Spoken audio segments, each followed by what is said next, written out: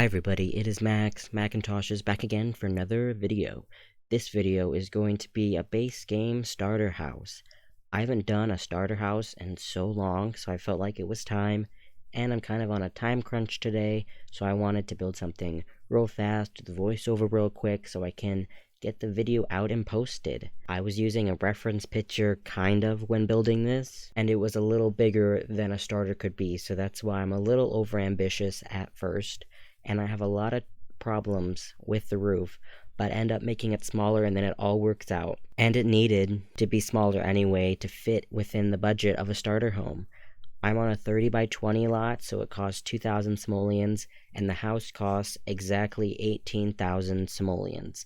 So you won't have any money for anything, but hopefully you have a job that you can get money with, or you'll have to go searching for collectibles or something. But it is still a starter, it's just barely. I think it's actually a pretty good size for a starter house. Like, it's not super small, but it's not super big. It does have 2 bedrooms and 1 bathroom. There's a double bed and a single bed. The single bedroom is furnished for a child, but as always, you can change it to your heart's content if you download this build. And if you would like to download this build, my username on the gallery is Mackintoshes, spelled the same way as here on YouTube, or there's a direct link in the description if that's an easier way for you to download it. You can see me starting to make it a little smaller now. That was just absolutely necessary to make it a starter and to make the roof look good. And by the way, I almost forgot, I was going to mention this earlier, but I did not cut anything out of this video. It was just really short, so I figured it's only like 8-9 minutes anyway. I don't need to cut out any of my fiddling, so if you're curious about all the fiddling I do when I'm building, this is the video for you, because you can see it all. I changed the size a lot because of the budget reasons and the roof, and then you can see me pick furniture and then take it away, change color swatches a million times, because I just can't make decisions. I'm very bad at it. I don't know what swatches look good on like the walls. I'm still trying to be better, but it's still pretty difficult for me, so I flip-flop a lot. And I decided to put it on foundation, which is probably a waste of money, but I just think houses look so much better on foundation. So I decided it was worth the time and money to build it on a foundation. Speaking of foundations, I want to know, when you build a house, do you change the foundation color or whatever? I feel like I always leave it on the default. 1, I just really like the default foundation, and 2, I just kind of forget, because it's like there and it's fine, and I never think to actually change the foundation. But I want to know, do you guys change the foundation when you're building? I feel like I rarely ever do. The only time I can think of changing the foundation is like once every great while when I build in Sulani. I'll change it to like the stilts on the beach world.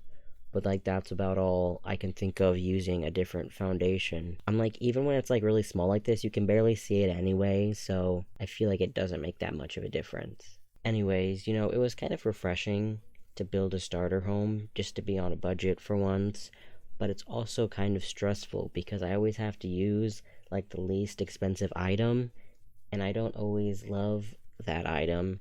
And also, I feel like it just kind of looks cheap. Like, having to use these base game cheap counters, I feel like just makes the house look worse.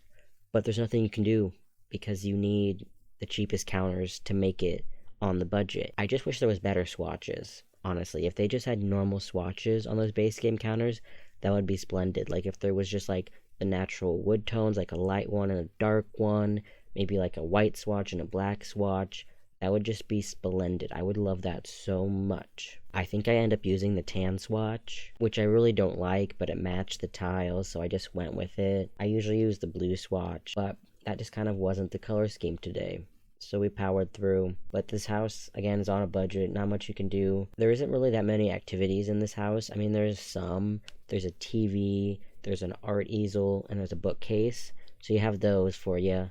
But it's kind of a bummer that there's no computer, but it just wasn't in the budget. But I mean, go to work a few times, you could probably afford a computer. You could always put it at the dining table until you can afford a desk or something. I usually try to add a computer because I think they're really helpful in the game. I feel like you need a computer for everything, but wasn't in the cards It's a starter. What can you do? Can't have it all. And I tried to make the kids' room more lived in, having toys and such, and then stuff on the walls.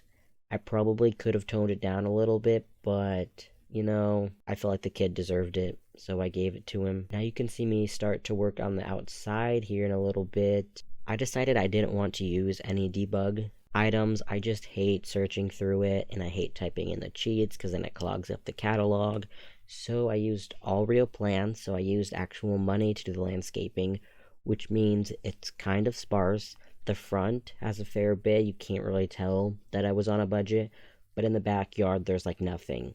There's like a bush and a tree, which is very sad. But if you want, get some more money and you can add a little more landscaping. But I did add a grill and a patio table, or a picnic table, I suppose. So there is that going for you. We're on a budget. What can you do? And you can see the tree that I used on this lot. I think I used in the backyard and in the front yard. I like very rarely use that tree. I think I've used it a handful of times in my life. But it was the cheapest tree, I believe, so I just went for it, kind of trying to embrace it. I feel like the more I look at it, the more I like it.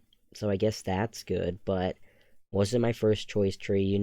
That one tree that I always use. I really wanted to go for it, but I thought, no, go for this other tree, mix it up a little bit.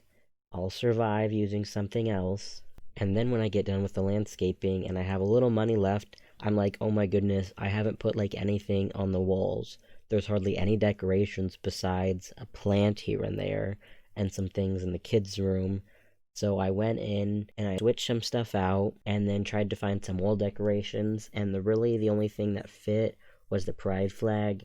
And there was like that typical small leafy painting. So I put that everywhere. And then the pride flag in the main bedroom, which is cute. Doesn't really match our color scheme because the bed is blue. But I suppose rainbow goes with everything. I like to add rainbow to everything. Rainbows are fun. But yeah, that's what we had to do because we were on a budget, didn't have any money left, but we needed something on the wall. I feel like I never use the pride flag in my builds, and I don't know why. I should use it like a lot more than I do. I could put it in teen rooms, children's rooms, main bedrooms, who cares? It could go anywhere, but I think we're coming up to the end of the video now. Thank you so much for watching. I hope you enjoyed. If not, well, thanks for watching anyway. If you did enjoy this video, please leave a like, comment something down below, and subscribe for more videos like this.